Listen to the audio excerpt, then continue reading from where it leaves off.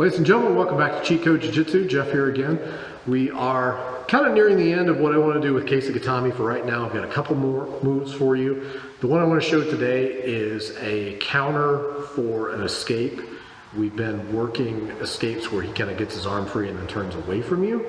There's always the possibility from the Kesa Gatame position of your opponent actually turning more towards you, sliding their arm out and taking their back, which can happen for a lot of different ways. There's a few different ways that we can address that. One of them is it could be either a straight arm lock or a Kimura. The Kimura is safer. This is a really fun Kimura because this is actually the way, if you guys are MMA fans, it's the way that Frank Mir broke Minotauro Nogueira's arm in their second fight. So it's a fun transition. You can hit it from a lot of different positions, including Kesa Gatame. So I'll show it from there, but it's a really good one to add to your arsenal of moves. So stay tuned. Okay, so we're getting back down into our Kesa Gatame position. Same as always, good setup mechanics, gripping the elbow, 12 o'clock leg, 9 o'clock leg, under the head, hand resting on my leg. So the last several that we've done have had him going that way. For whatever reason, I kick the arm across or maybe he just turns, whatever the situation is. I commented in my earlier setup video that it's really important to get a good solid grip on this elbow. One of the things I really do not want, and is really dangerous, is if he starts worming his way out that way, and then he gets this elbow to the ground. Now he's got my back, and now I'm in deep trouble at this point. I really don't want that. If I feel like I'm losing enough control that Sebastian is going to backdoor me, and he's going to get to my back, as soon as that elbow hits the ground, I've got to bail. I got to get out of this position because it's not working. So when he gets the elbow to the ground, immediately, if I can grab a wrist, this will slow it down a little bit, but I'm looking to turn at this point. And usually where we'll come up is sort of him and turtle, and I'm kind of in a front headlock position. And that's about the best that I can hope for at that point if I lose control of the elbow. So it is very important in this Kesa Gatame position that we keep good control on this elbow. So what can happen here if I'm not holding the position well, or maybe I'm coming into it and he's scrambling a lot, or maybe we've just been here for a while, I'm getting tired and he's worked his way out of it, is Sebastian can work out of this enough to where he can peek his head outside of my arm. Now the back take is coming at this point. I have a choice. Choice number one is I can bail, just like I showed a minute ago, which will hopefully get me out of the back take, because if I just stay here and do nothing, he's going to take my back. Option number two is today's move, and that is I'm going to start attacking this arm, and I can either do a Kimura or I can do a straight arm lock. Kind of depends on what I've got. The straight arm lock tends to work better for really big guys. So the way I'm going to do that is I keep a good tight grip on the elbow. I'm going to lift it and tuck down hard, and then this arm that was under his head is going around the arm. And I'm going to lay body weight on it. So if I leave him free here and I don't really have a good grip, he's just going to rip it straight out.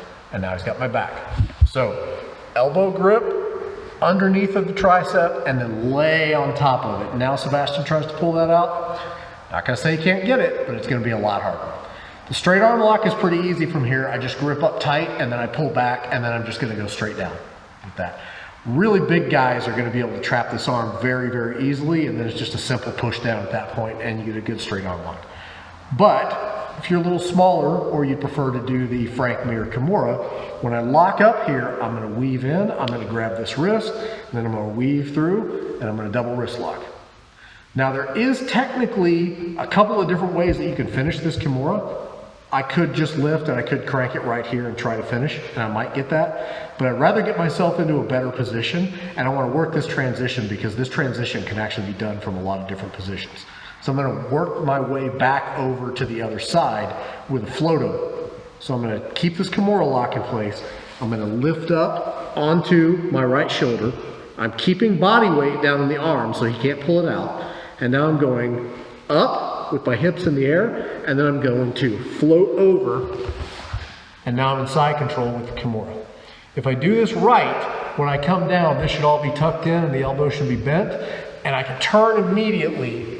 And then from here, I'm probably not just going to simply crank this. The best practice is to come up and either step over or catch style, I just put my knee on his face and just push his face down and then bend, and that's where I take my Kimura from. If you watched Frank Mir and Nogueira's second fight in the UFC, which is the one where Frank broke Nogueira's arm, he did the exact same setup that I'm using right there. It was not off of a Kesa Gatame setup. They were actually in a scramble, and Nogueira was trying to peek out and take his back, and Frank caught the arm just like I did there, and then used that little float over, and then that's where the end transition came that resulted in the arm break. But you can catch that from back, you can catch it from Kesa Gatame when the guy's trying to escape. There's a few different ways you can get it, but that little float over Kimura is really good, and if you can throw that into your game, definitely will up your finishing percentage. So, one more time, let's go back down to Kesa. Good Kesa Gatame position, 12 o'clock leg, 9 o'clock leg. Grip on the elbow, keeping my head down. We're in a fight. Sebastian's doing a good job defending, and he gets his head out. Lock, clamp.